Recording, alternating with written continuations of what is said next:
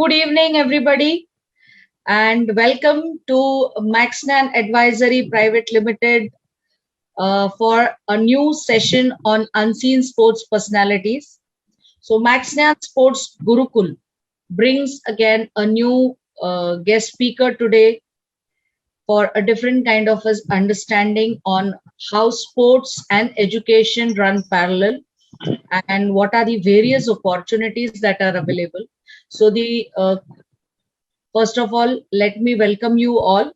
I'm Vaishali Bide Barve and I'll be alone today conducting as Rupali Thakur आपल्या madam नाही आहेत कारण आज त्यांचं काही इमर्जन्सी रिक्वायरमेंट मुळे त्या काही बिझनेस ट्रान्झॅक्शन साठी बाहेर गेलेल्या आहेत. सो त्याच्यामुळे I am going to be there with all of you today आणि आज मला अतिशय आनंद होतोय. आपल्याकडे एक असे छान गेस्ट आलेले आहेत. सो अनसीन स्पोर्ट्स पर्सनॅलिटीज मध्ये आपण आज ज्यांना इन्व्हाइट केलेलं आहे ते असेच एक गेस्ट आहेत की ज्यांनी खूप छान पद्धतीने स्वतःला ग्रूम करून एज्युकेशन आणि स्पोर्ट्स या दोन्ही क्षेत्रामध्ये एक प्रावीण्य मिळवलेलं आहे. सो स्पोर्ट्स या क्षेत्रामध्ये त्यांचं खूप मोठं काम आहे for the state of Odisha आणि त्याचबरोबर he himself has groomed himself in to education. So आपलं जे मिशन आहे to develop sportsmanship mindset amongst youth and to create healthy wealthy globe असं साजेसं मिशन घेऊन आज आपल्याकडे जे गेस्ट आहेत त्यांचंही आहे. So I would be extremely happy to invite our guest today who is Mr Sumit Pandey and he is today associate director for Mobile Premier League and he has been a consultant for Sports and Youth Services Department Odisha. So government of Odisha ने त्यांना appoint केलं होतं खास sports या vertical साठी.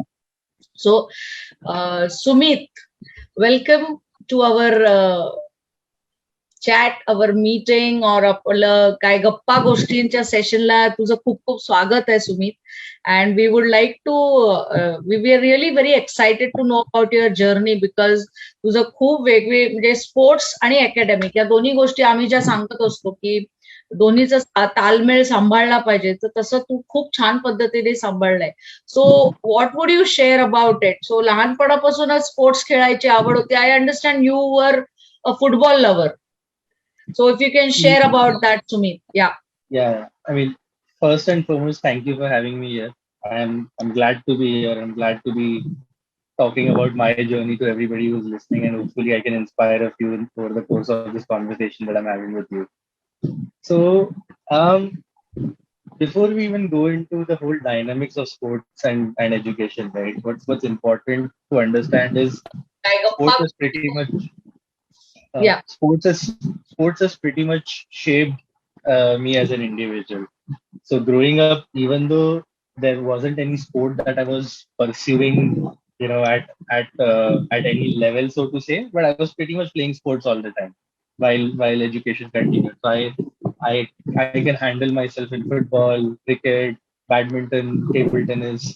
So I can definitely recreationally play all of these sports and have a decent grasp on the sport of football, which I've played semi-professionally in the Mumbai District Football Association competitions. I have played for my college while I was at Oxford and represented my business school as well. So sports has shaped my individuality to a monumental extent, and a lot of the traits that I have in my personality are due to the fact that I have always been a player in team sports. I've got a slight bias towards team sports as opposed to individual sports. Multiple reasons for it. Team sports help you to work well with other individuals. They help you to, I guess, mask your own inefficiencies and let somebody else take over. Yeah, exactly. While at the same time it also gives you the opportunity to keep the unit cohesive, which is oftentimes something that parents always overlook. So I mean, very early on in my career, I used to also run my own football academies. Wow. And And one of the most irritating things that I would see, I mean, of course, I never coached. I was more on the business side of things, but being somebody with such a strong interest in football, I used to go to a lot of these coaching sessions. And one of the most irritating things for me used to be parents from the sidelines hoping that their kid, irrespective of whichever position he's playing in, goes and scores a goal. I Yeah. mean, football is a sport about roles and responsibilities. A defender has a role, a midfielder has a role, and a forward has a role, right? Yeah. If a kid's playing as a defender and in you're actually from the sidelines encouraging him to go and score a goal, it's just counterintuitive to the way the team has been set up. So that's the beauty of team sports really. I enjoy team sports way more than individual sports simply because of the fact that you have to work together with different personalities, different temperaments, different skill levels while trying to collectively make an impact, right? True. So back to the stories. I've grown up playing a lot of these sports. Um, for whatever reasons, I don't So think I ever got. Yeah.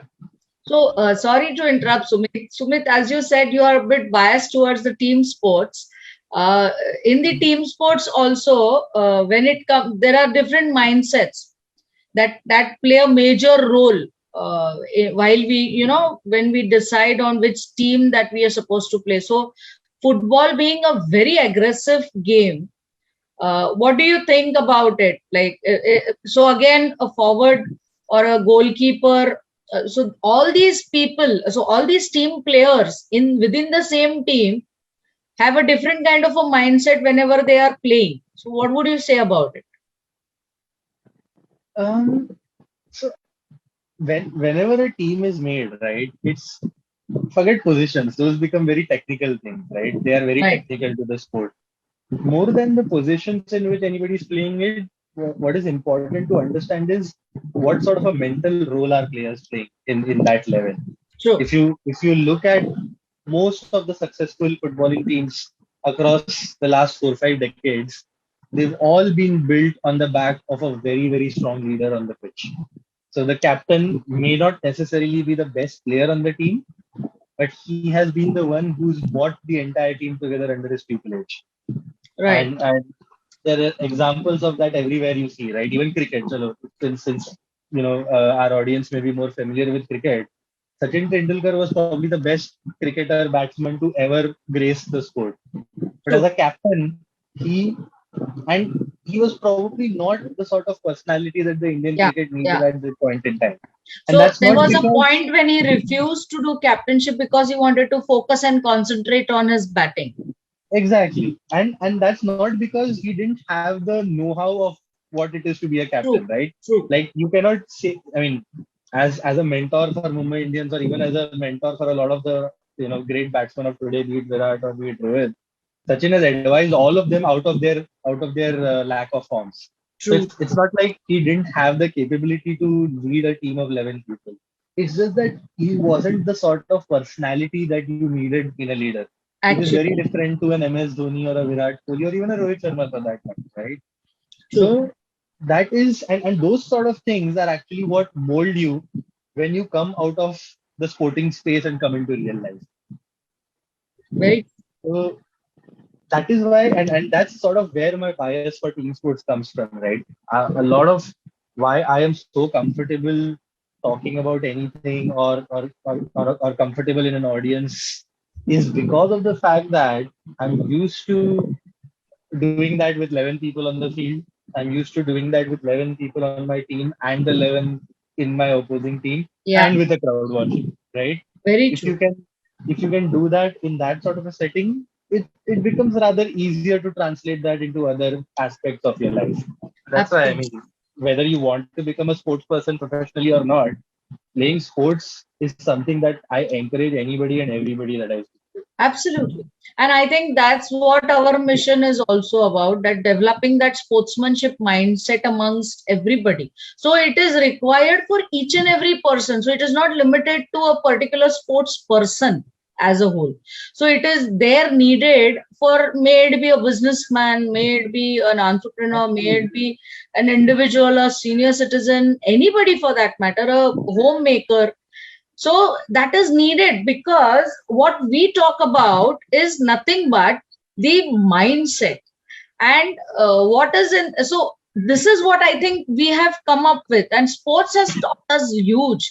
So the learnings that we've got from sports is with, as you rightly said, that a team player, then being taking those strategic on the court decision making, or being adaptable to the social environment or the situations that come across. Then we have these face a lot of challenges that we have to face. So those do not come, I mean, they do not tell you and come, right? I mean, they come suddenly. There's these exigencies where you have to actually meet up those, and you have to face those and take out, I mean, come out of it. So all these help. So sports helps us in coming up from all these aspects in life, and then leading into a very peaceful and calm life and easygoing life. So that is what is more important. Yeah. Just to add to that, right? I think the word we're looking for is unpredictable, and there is nothing as unpredictable as sports. If Absolutely. you can tune yourself to to decision making in that unpredictable environment, it's just Yes, going to add so much more value to you when you take those learnings into your real life. absolutely. Absolutely. So, Sumit, again, I would like to understand this aspect from you, that you then went on to do your MBA from the Oxford University, and then, again, football has always been. So your parents have always supported you. I am sure that you were playing as well as you were studying. So how did you manage that, and what were the encouragements that you got from your parents in those days? Yeah, I think I mean, for me, it was never a case of pretty much right after I left school, I had decided that sports is just going to be something that I do as part of my leisurely life while continuing to play it semi-professionally, right? So, the and let me talk about a little bit of my journey after I became an engineer. So, I used to play for my college as well, play football for my college. After I finished my engineering, I got into a typical technology consulting role with one of the tech companies out there. And about 2.5 years into that journey, I realized that what, this is I'm good at it, but this is not probably what excites me. And something which has always been very, very important for me personally, and I believe it should be important for everybody, is to enjoy what you're doing. I mean, Absolutely. you're for from the age of, let's say, 21 till about 40, 45 at least, or 50 even, you're going to be spending 9, 10 hours of your life working, right? And if you're not enjoying what you do for work, I just feel the most important years of your life are doing something which is just not important to you. So that's where the role of my parents, my entire family, my brothers, everybody was super crucial. In that they absolutely supported me in whatever it is that I wanted to do with my career, while having certain guardrails in place, right? I mean, there are often two approaches that are talked about. One is key, the parents are very, very strict with you. They are hand holding you through your journey. That's one. Sorry, yeah. And the other piece is where they give you the sort of freedom that you know what, you should do whatever you want. I believe both of those approaches are not right. There is a third approach which should A always be more taken, balanced wherein approach. exactly you're giving them the freedom but within guardrails.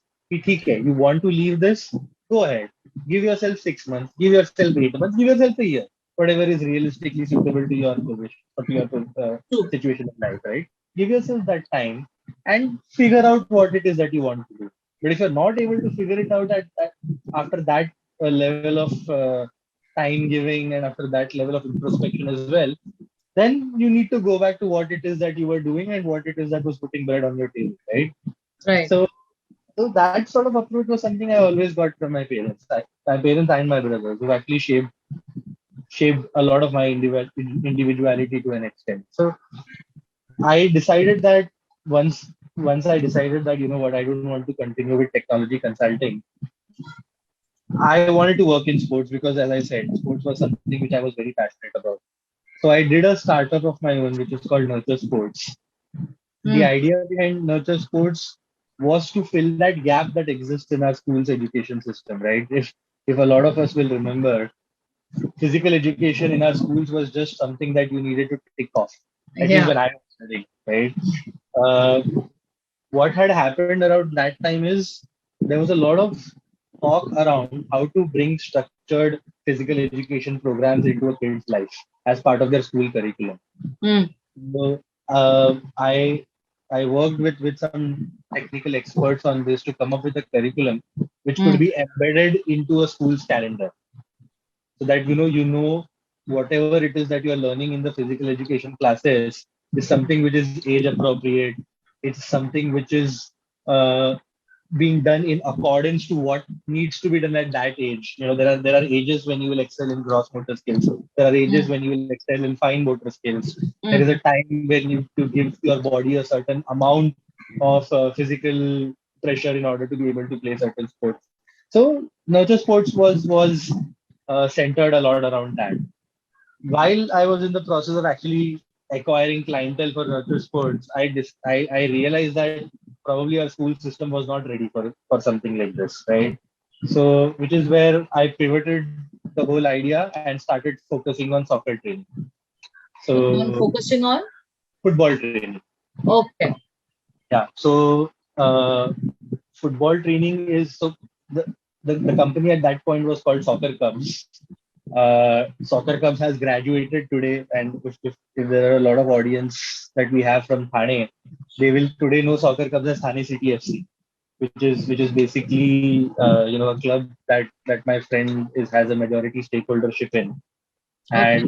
And yeah, I mean, I'm proud to say that I was part of the Thane City FC journey in its inception stage, right? Mm. So as part of football training, I realized that this is something I enjoy a lot. This is I love to be close to sports development. I have an opportunity with my bent of mind, with my ability to think through problems in order to positively impact the sporting ecosystem around me at least. So I found my job very gratifying, and that sort of led me towards my next move as well. So around that time, I had started planning for my MBA. Mm. uh, I was looking at US as well as UK as options.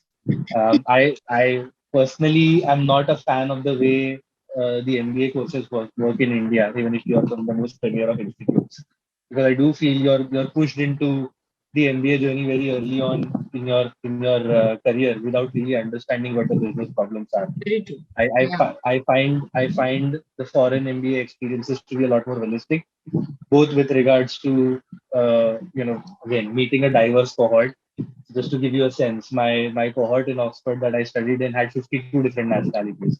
So just interacting with 52 different nationalities gives you a very different perspective on life, Absolutely. right? Absolutely.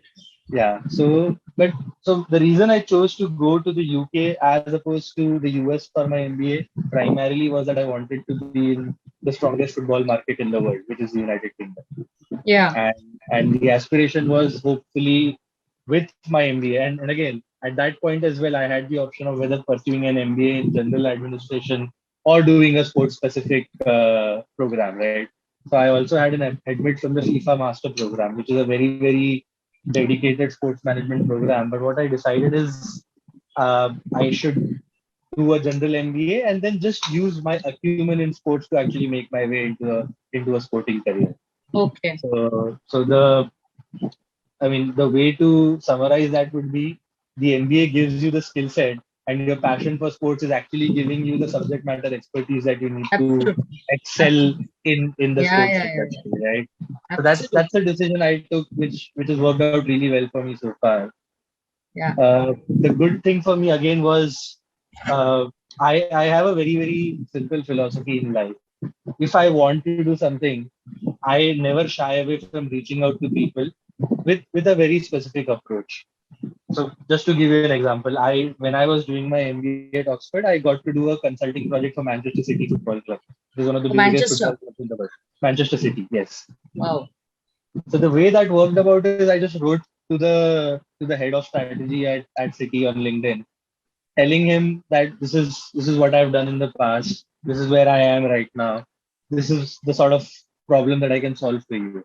And he was happy enough to have a conversation with me. One thing led to another, and he said, you know what, let's do a consulting project together Right. and see where we can go from there.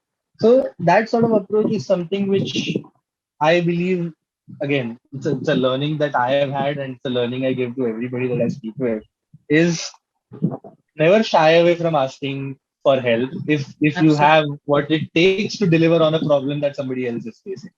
Yeah. So, Right? you're originally from Mumbai, right? I am from Mumbai. Yeah. So then, how did you land up in Odisha?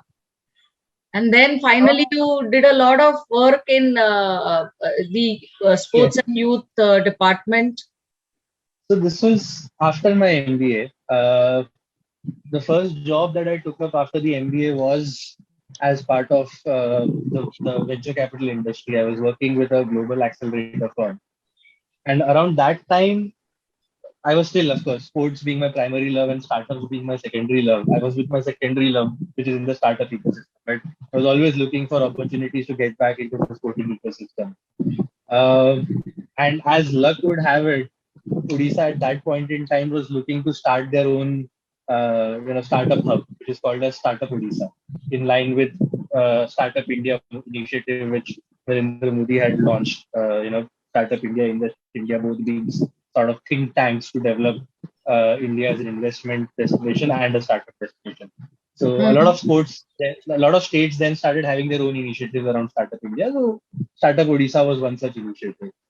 Okay. While I was interviewing with them for the director position, the person who was interviewing me, he saw a bunch of sports related things on my profile, right? And he asked, "Would you be keen on working on sports instead?" Because the state is at that point in time where they're probably looking to foray into sports development as a vehicle of change. Mm. So I'm like, why not? And that led to me having a conversation with the bureaucrat who was heading the sports department at Mm. that point in time.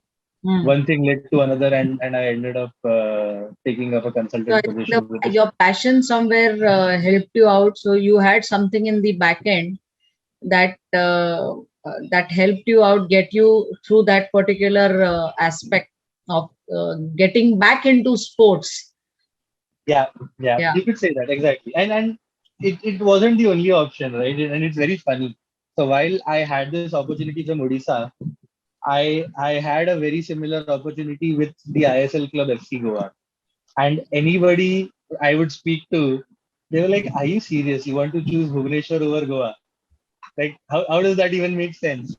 And again, people close to me knew that it was a dream of mine to work for a football club, and the ownership of the club was actually kind enough to create a role for me at FC Goa as well, in line with what I wanted. So it was more instinct, I would say, that led to me actually going to Odisha over Goa.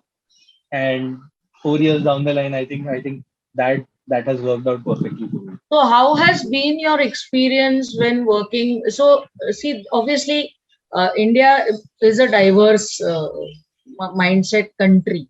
So then, how has been your experience while you were in Maharashtra or in Mumbai, and similarly, while you worked for Odisha?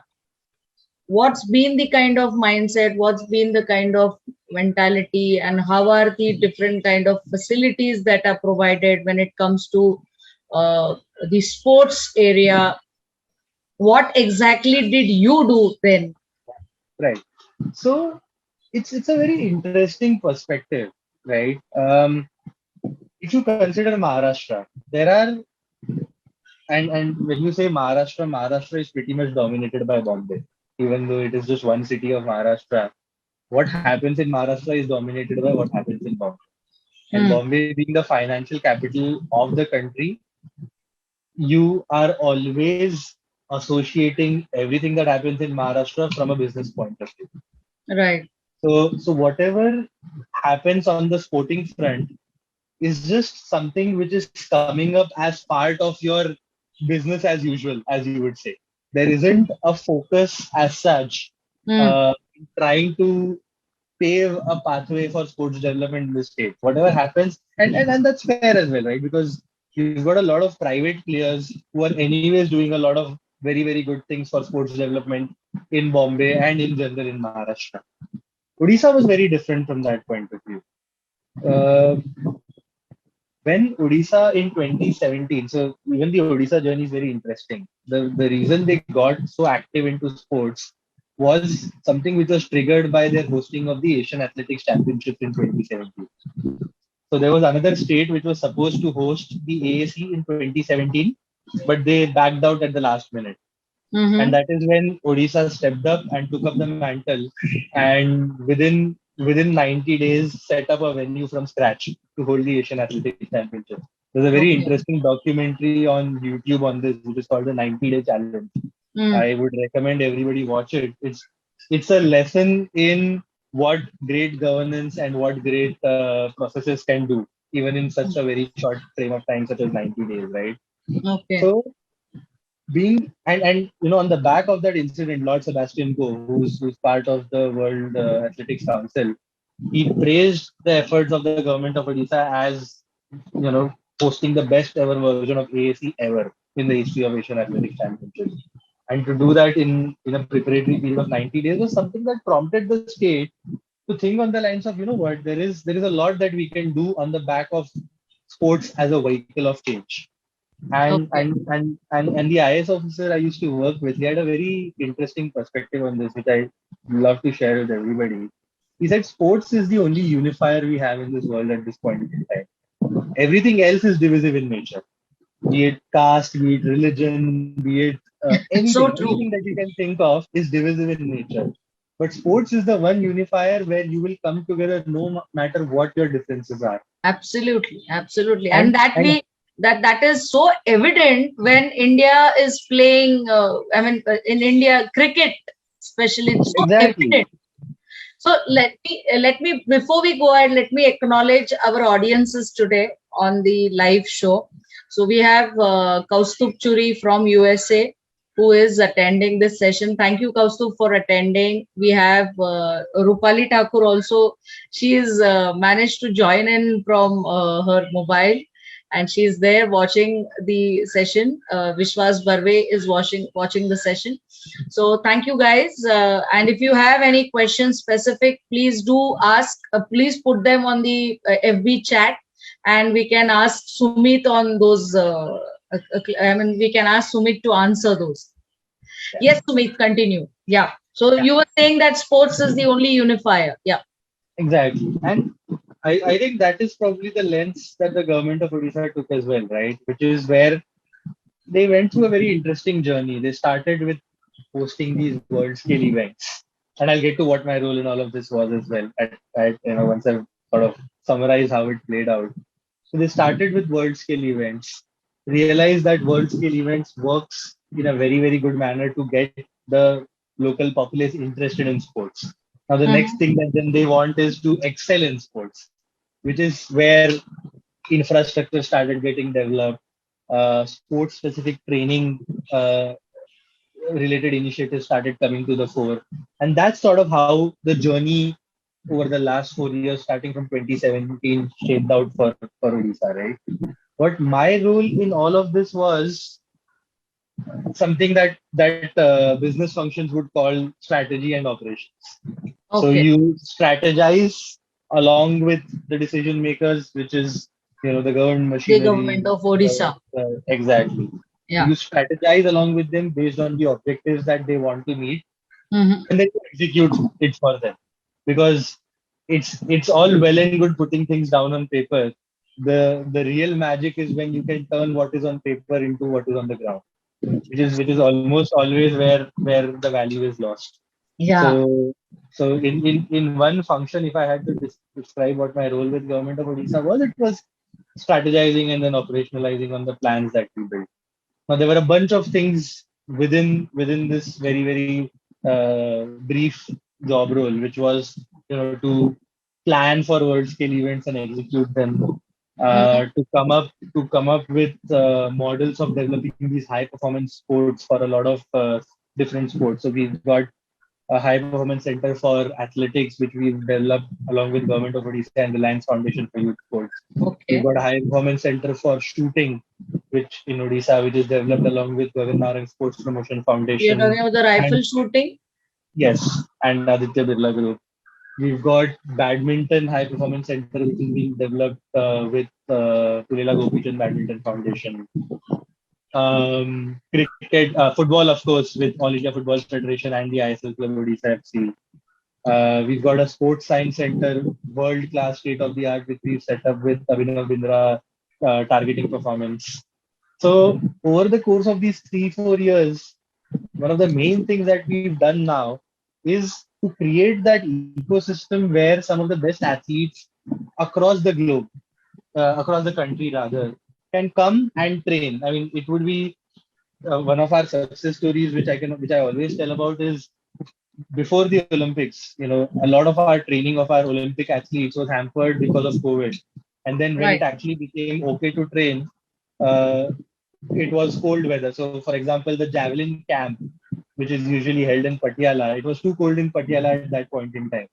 So Okay. Neeraj Chopra was for about 2.5 months training in Odisha just before his Olympics Oh, okay. as at Kalinga Stadium. So those sort of opportunities we were able to create on the back of That's these the facility that has been built up there for the people to exact actually play, for the Olympic champions, future Olympic exactly champions come there. exactly and while all we could do for Neeraj Chopra was to just enable him to come and train with these high performance centers, we will be in a position where we can not only give an avenue for ODI athletes, but also for best athletes from across the country to come and train at the state of the art facility. Like, for example, Oh, what is coming up for athletics is there is going to be an indoor air conditioned training facility with a super. 200-meter track, Wow. which That's which really would nice. be which would be one of its kind, not just for India, but probably for Southeast Asia. The only one that I can think of in Asia is as part of Aspire Academy in Qatar. Superb. That's So something which is a visionary, a vision very well set, and exactly, so it's something really very nice for the sports people around. And yeah, really, it is a great vision that Oria or probably Orissa is taking ahead with, because this is not going to only benefit the Oria guys, but this is also going to benefit the entire countrymen. absolutely, Yeah, absolutely. yeah. So something nice, great. And these were all the sports that you personally were in focusing on the strategizing and the So operations part of it. right, so what we did, so I was one of the first private hires there, but over the course of those 4 years, Hmm. there were a lot of these project management units, a lot of private folks who ended up working in Odisha. So a lot of these are now well functioning units in themselves, right? Okay. We've got a team now. So of course, the original conception phase was something I was heavily involved in, but along with officials from the government of Odisha and other team members that I had at that point in time. Mhm. But now there are well functioning teams who are taking care of all of these high performance center projects, sports development projects, infra related projects, and so on and so forth. So one sports industry, and it creates such a huge opportunity of employment Exactly. for so many people. So people are really not. Most of us are not aware. So we were discussing this with a senior player, international test cricketer, that and he was just sharing that we have 135 crore worth population in India, and just 1% of our population is inclined towards sports. So there's such a huge opportunity available, and parents, students today are really not aware about the various opportunities. There's only two things that they know about: is the either coaching or being a sports person.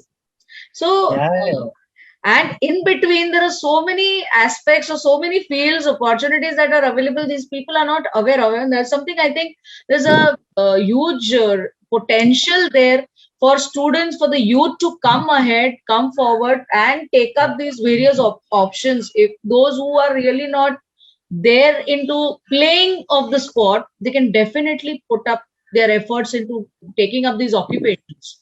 Absolutely. Now, to better explain this, let's just take one example and talk about it, right? Let's talk about, let's say, the Mumbai Indians, okay? IPL franchisee. Think about all of the different ancillary functions that come to support that squad of 25, right? You've got players, you've got the main coaching staff, it includes the head coach, it includes the bowling coach, it includes the batting coach, it includes the fielding coach. You've Yeah, got a strength and conditioning coach. You've got you've got a battery of physiotherapists working with them. You've true. got analysts, you've got data analysts who work with them, Absolutely. right? And these are all on-field functions. Now let's talk about off-field functions, right? Or other functions on the business side. For every IPL match that gets put together, there are a bunch of sports operational professionals, right? From on-field to stadium branding to concourse branding to just putting together everything that goes into putting one IPL match in place. A huge amount of sports operational professionals come together to do that, right? So those are the sort of jobs available. Now think from within the business side of Mumbai Indians. You've got a marketing function that goes and gets sponsors. You've got a strategy function that strategizes what the roadmap for Mumbai Indians as a franchisee needs to look like. You've got a social media function that continuously keeps engaging the fans of Mumbai Indians so that they can monetize, that the franchisee can monetize on the fanfare that Mumbai Indians enjoys, right? So for this one franchisee, you can think of hundreds of professionals who are able to Absolutely. come together. And the best part is that these are all micro niches. So Absolutely. it is a focused activity in itself, and it is vast, equally vast. 100%. And you don't need to be like, a lot of these are cross industry jobs. Like Yeah, getting sponsorships is a cross industry job. Doing social media marketing is a cross industry job. So it just opens up a lot of avenues if you are not handicapped to a specific industry, especially on the absolutely. business side of things, right? Even as a physiotherapist, you could be a sports physiotherapist, you could be a regular physiotherapist with specialty for sports injuries. There's just Absolutely. so many different options available both on the technical and non-technical side of things. True. Very true. So, great. Sumit, so now with the new era, the technological advancements, people have gone and started playing. So, it's a, I mean, obviously, we feel very sad because we've been playing sports on the ground. Now people play sports on their thumbs or fingers. So, Yeah, what would you share? I think that's one of your a part of your profession. yeah, So you are into the mobile Premier League yeah. and you're associate director there. So what would you Yeah. say there? So that's another very interesting. Again, what I do at and NPL as an organization is, for those who don't know, it's a real money gaming platform which is also into esports. And again, for those who don't understand what esports is, it's just the idea of a bunch of folks competing against each other Yeah. on a gaming platform, be it a The mobile, be concept it a like the gaming Dream console. 11 maybe? Dream 11 is very much fantasy sports driven. So I wouldn't call it esports, although they might.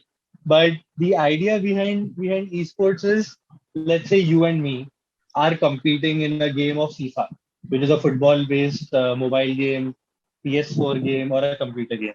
You and me are competing, and then there's an audience who's watching us compete and enjoying it. So Oh, that's the basic mechanics of how esports works. okay. So that can work for mobile gaming, that can work for console gaming, that can work for computer gaming, right? Yeah, but tell me something. Just sorry to cut you there, Yeah. Sumit. While we go with the era, so the technological advancements, that's fine. But tell me, how long can you be playing on an e-sport rather than playing on a ground? It has to be supplementary and complementary to what you do. It can never, and that's where there should be focus on trying to limit your time on these technological gadgets to True, a minimum, right? true. Uh, this can never replicate what real world sports offers you. So that's one. Absolutely. Absolutely. While having a lot of benefits of its own. Like previously, and let me give you examples, right? There are esports professionals today who have retired at the age of 25, simply on the back of having just had so much monetary rewards from the age of 17, 18 till 25, that now, you know what, they're just gaming has become their profession, Right. right? So those are the sort of avenues that open up for these professionals. But having said that, it is not a replacement for your real world sports. The Absolutely. real world sports are completely different ball game, and the best way for you to have a balanced life is to actually play real sports, have your limited interaction with your technological advancements while having balance with other aspects of your life. So one problem which everybody often highlights is the growing influence of mobile phones and technology on the lives of individuals. It's something honestly you can't do without. And I mean, what you also have to realize is this is just going to increase. Yeah. Uh, you may have heard of the concept of the metaverse, right? The metaverse is essentially being able to embed yourself as an individual into a universe which is completely digital in nature. Now, Hmm. Facebook on the back of that just started calling them Meta. They even very recently started piloting their metaverse in Canada and the US, which is Okay. how individuals can embed themselves into a virtual reality. And Hmm. no matter whether you like it or not, it's going to have a very, very big role in your life going forward. So might as well start finding ways of balancing that with other aspects of your life right away before you get entrenched in it and are not able to find a way out. That's just how I Okay. look at it. Okay. Because you are the one who has been developing a sporting hub. At the same time, you are the one now who is into the mobile app, gaming Yeah. apps. Yeah. Yeah. I Yeah. mean, for me personally, it was just a move driven out of wanting to do something different in my career. Right. Okay. I felt I had hit a ceiling with the work that I was doing in Odisha. Everything that I was doing from that point onward was just more of the same. And for me as an individual, being able to have that intellectual curiosity is very important in work, which I talked about, right? You need to continue to be intellectually stimulated in what it is that you're doing. Right. So companies like Dream 11, Mobile Premier League are setting new business models. These sort of business models did not exist. They are capitalizing on what is important to the youth today and turning it into a business model. And I mean, for a company like Mobile Premier League, which is valued at about $2.5 billion in a space of 4 years, it just is a very, very good example of what you can do if you can just give your customer what it is that they want. Right. Right. Right. So for me, it was a move, and it's not to say I will not go back to working in primitive or traditional sports anytime in the future. Very It was just something that I wanted to explore, let's say, in my professional career, and that's what led me to mobile tech, honestly. super. So, Sumit, your profile has been such that you have groomed yourself intellectually as well as from a sporting perspective. So, what would you tell the youth of today with regards to this? What is the message that you would want to share? For for me, everything I do stems from passion for doing it. And if you have passion for anything, you will inevitably find a way of succeeding in it. Very And rightly. and there are different things that work for different people, right? For me, passion is the one thing that I use to propel myself forward. And since it's something that's worked for me, that is something I will try to give as a lesson to anybody who's listening it, right? That find something that you're passionate about.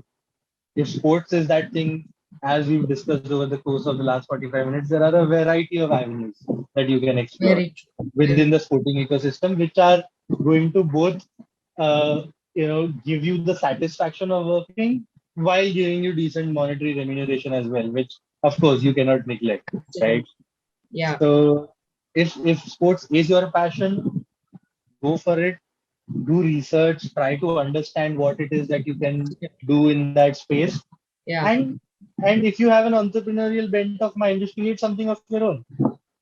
Just figure out what is a problem. You may be living in a city where there is no football training site, for example.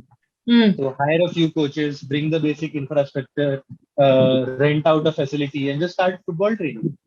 Hmm. Right? Being able to just train 1,000 kids will do well not only for your sporting aspirations but also for your monetary aspirations. Absolutely. So oftentimes do not even have to complicate it. You just need to be cognizant of what's happening around you and just Yeah. figure out what is the best way in which I can address the status. Very true. And so as Sumit has rightly said, that find out your passion. So obviously, when we guide or when we counsel the students, we definitely work on their core potentials, and we help them identify where exactly or which particular sport they are best fitted for or best suited for, where which helps them, or rather I would say it is an handholding for them rather, to identify which sport they can be best at, and accordingly then we can completely guide them with the right kind of institutes, with the right kind of occupation, or with the right kind of education that they're supposed to take there. So likewise, so there has to be an alternative plan B which has to be in place. So while you are passionate, but then of course, passion alone will not help. You need to have it associated with your intellect, with associated with your overall personality, and then you need to, while you're taking the technical training, you need to also have a alternative plan B from an income generating source Yeah. in the long run. Yeah. So And then that is, examples for something sorry. like that as well, right? Yeah, like Viren Raskina, ex-India player, is also an MBA from ISB Hyderabad. That Absolutely. is the perfect example of how you can excel at sport while also excelling on the academic front. Yes, yes. And if And you have something which is in sync or in alignment with the sport that you're choosing, because of course, sports industry is again, there are a lot of opportunities available. So if something which is in sync or in line with your passion, then might as well it is sone pe suhaga, I would say. exactly. And see, that's the magic that happens when you combine strong academia with sports, right? Yeah. Viren, and again taking the example of Viren Raskina forward, he then went on to start something like Olympic Gold Quest along with other like-minded people, which is today in many ways fueling the sporting aspirations of a lot of talented sports persons in the country.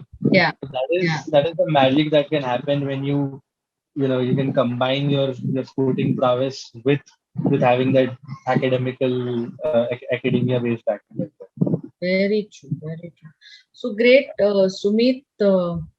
We have been chatting for a long time, and it has been so nice. You've been sharing so authentically and genuinely about your entire journey.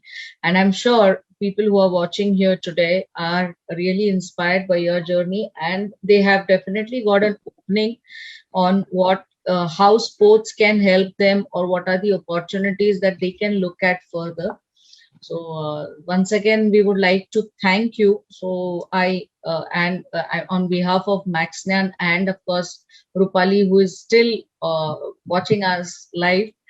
Um, so I like to thank you here, express my gratitude Thank here, and thank you for thank having you me. so It's been much. my pleasure. Yeah, and thank you so much for your time today. And it's been a great experience with having a chat with you today. Likewise, I enjoyed this thoroughly and hopefully being able to add some value to the people listening in as well. Definitely, definitely, it will, sure. Thank you.